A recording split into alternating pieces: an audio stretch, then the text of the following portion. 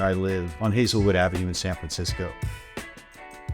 My neighbor's trees next door fell and collapsed onto my house, which crushed the back end. The water damage came when we called the roofer to put up tarps on the roof, and the tarps just were holding up. But we got all these storms that blew through back to back, and so that probably doubled the amount of damage to the house.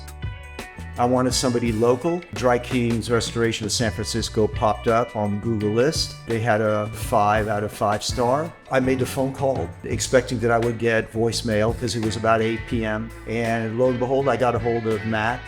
Matt came the next morning, that was on a Saturday, as well as his crew. They brought in a generator, they installed their equipment, dehydrators, fans, heaters. They set up immediately to address the issues in the house. And we sat down with Matt and went over some of the details of the service Dry Kings would provide.